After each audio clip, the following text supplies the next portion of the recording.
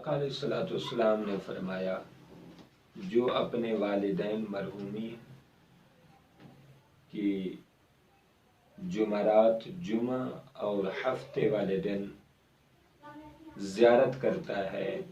اللہ پاک اس کی بخشش فرما دیتا ہے۔ یہ حدیث پاک ہے۔ آپ اس میں میری گزارش یہ ہوگی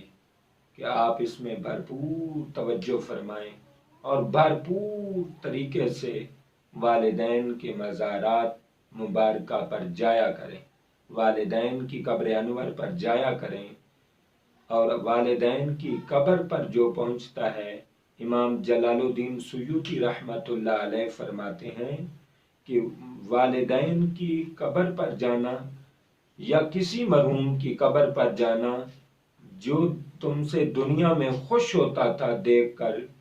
تمہیں دیکھ کر جو خوش ہوا کرتا تھا، وہ قبر پر جب پہنچتے ہیں تو قبر میں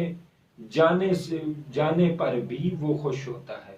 اور کیا ہی بہترین وہ اولاد ہوگی جو اپنے والدین کا قبر میں کلیجہ ٹھنڈا کر دے، جو اپنے والدین کو قبر میں خوشیاں خوشحالیاں پہنچائے اور دعائیں کرے، وہاں ذکر کرے، ان کی زیارت کرائے، اپنی زیارت کرائے، ان کی زیارت کرے۔ آقا علیہ الصلوۃ والسلام نے فرمایا جس نے جنت کی چوکھٹ کو چومنا ہو، ماں کی قبر کے پاؤں والی جگہ پر اور باپ کے سر والی جگہ پر والدین کی قبر کی زیارت کرے اور چومے، سمجھے کہ میں جنت کی چوکھٹ کو چوم رہا ہوں۔ تو پیارے، آپ پتہ چلا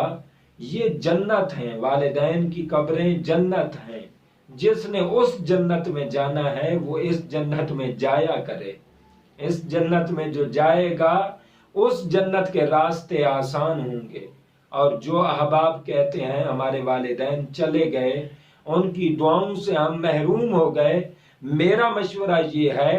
کہ تم اگر چاہتے ہو کہ وہ والدین کی رحمت والی دعائیں، برکت والی دعائیں، والدین کی توجہ رحمت تمہاری طرف بالکل برقرار رہے، تو جو دعائیں اب تمہیں بظاہر بند نظر آتی ہیں، والدین کی دعائیں اگر حاصل کرنا چاہتے ہو تو والدین کی قبر پر جاؤ، ان کے لیے دعا کرو، والدین کی دعاؤں کا تمہیں مزہ نظر آئے گا، والدین کی دعاؤں کا فیض اور وہی برکتیں نظر آئیں گی۔ تو پیارے، کثرت سے والدین کی قبر پر جایا کریں۔ جمعہ والے دن آپ نے